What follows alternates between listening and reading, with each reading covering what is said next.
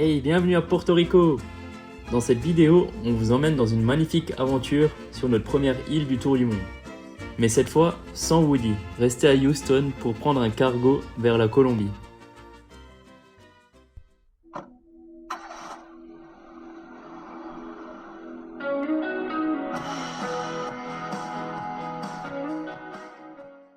Porto Rico est une île restée très naturelle et connue pour les plages, la végétation, la nourriture et sa culture. C'est l'île la plus sauvage des Caraïbes. Elle appartient aux États-Unis, mais elle n'est pas incorporée. Ça veut dire par exemple qu'ils ne votent pas pour le président, mais ils sont citoyens américains. Chargé d'histoire, Christophe Colomb a découvert cette île lors de son deuxième voyage. L'île est devenue une colonie espagnole puis américaine après la guerre hispano-américaine. Ici, on parle espagnol partout, mais beaucoup parlent aussi l'anglais. On débute l'aventure en arrivant à San Juan. La capitale est la plus grande ville de Porto Rico. Fondée par les colons espagnols, elle est l'une des plus anciennes villes européennes des Amériques. Une ville magnifique à visiter, avec des forteresses où ont été tournées des scènes de pirates des Caraïbes. L'architecture coloniale, les couleurs de vraiment partout avec des bâtiments et des rues pavées qui donnent envie d'en découvrir tous les recoins. Les fleurs d'ornement sont pleines de couleurs et fascinantes et elles s'harmonisent parfaitement comme dans beaucoup d'endroits sur l'île. La musique dans les rues y ajoute une ambiance festive tropicale. Pour ce voyage, nous avons débarqué avec peu d'affaires personnelles, mais avec le plus important pour nous. Sac de couchage, tente, palme, masque et tuba.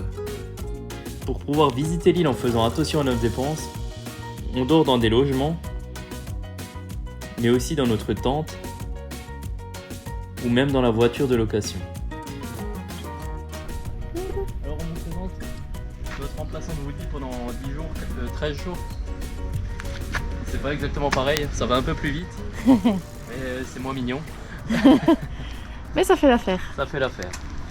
Par contre, attention si vous partez à Porto Rico. On a eu des mauvaises surprises lors de la location.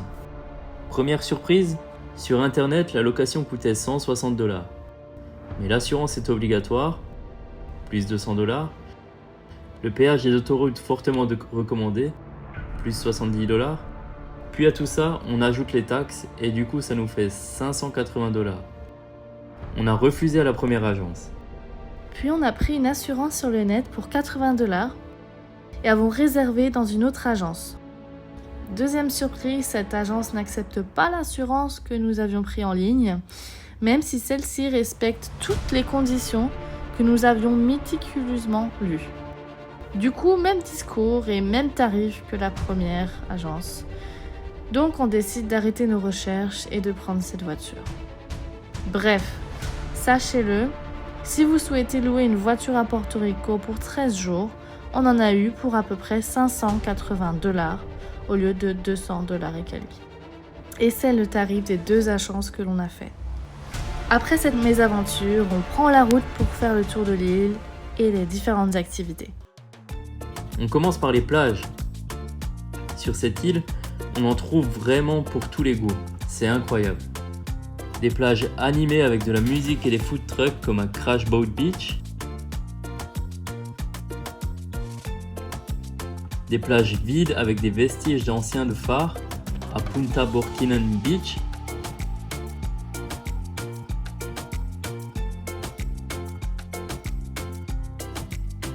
Ou le tunnel de chemin de fer de Guajataca Beach.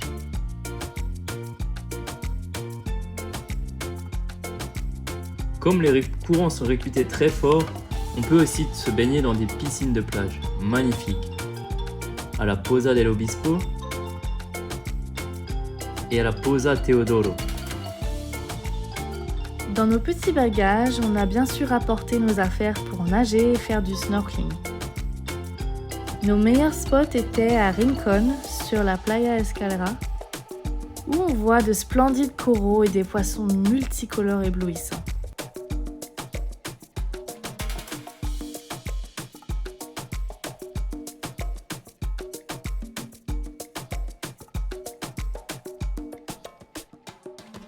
Et sur l'île de Vieques à Esperanza, où on a surpris une belle raie,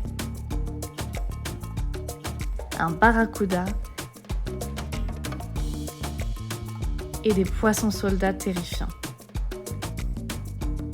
En explorant, on tombe sur des grottes isolées impressionnantes, sous-marines comme terrestres.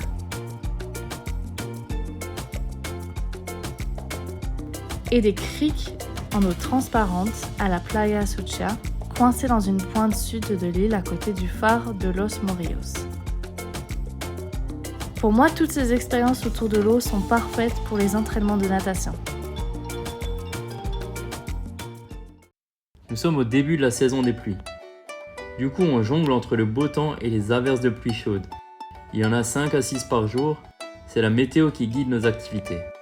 L'île connaît aussi régulièrement des ouragans en septembre et en octobre. Sur l'île, la nature est vraiment variée et sauvage, notamment grâce au climat tropical et à sa topographie. On y trouve des forêts sèches et des cactus. On fait aussi des petites randonnées dans El Yunque, la seule forêt tropicale des États-Unis. La végétation est incroyable et offre toutes sortes de paysages, des sommets, des cascades, des tours, des ruines, des rivières et même des canyons. On en profite pour dormir dans un lieu insolite. Et ici, on est dans une chambre un peu insolite, au milieu de la jungle. Et on va vous faire visiter ça dans la vidéo et on vous laisse le lien dans la description en dessous. Voilà, donc c'est vraiment la meilleure expérience qu'on recommande à Puerto Rico en tant que logement, vraiment à faire une fois si vous voulez vivre l'expérience nature tropicale rainforest à fond. C'est pas un camping, c'est pas une auberge, c'est pas un hôtel, on pourrait pas exactement vous dire ce que c'est une genre de communauté. C'est pas du tout cher la nuit, très abordable pour une très grande chambre avec la vue sur la forêt tropicale en entière.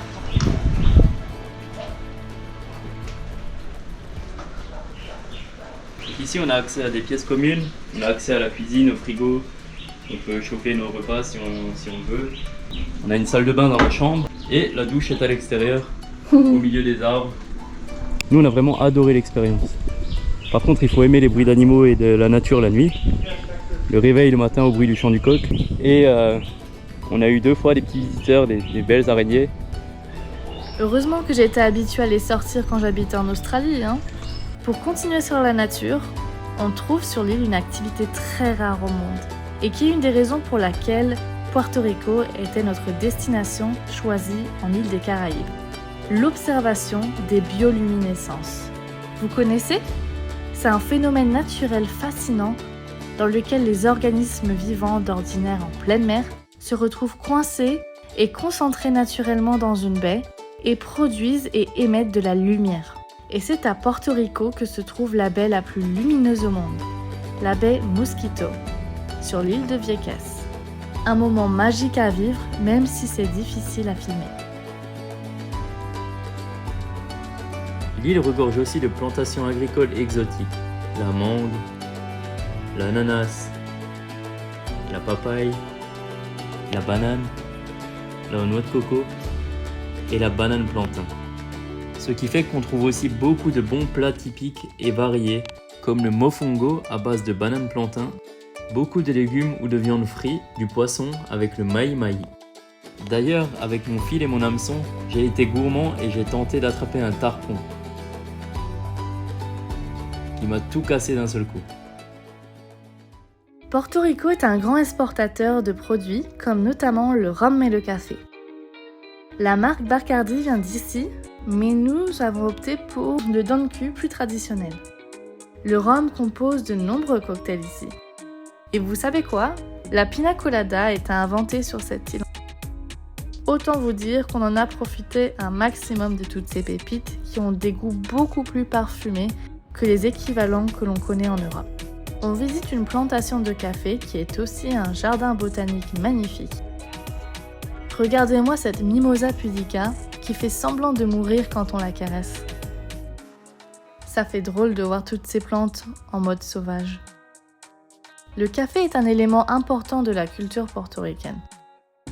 Ici, on le boit noir et sans sucre pour avoir toute sa saveur. Côté animaux, il faut savoir qu'il est commun de voir des chiens et des chats sauvages, que les locaux nourrissent.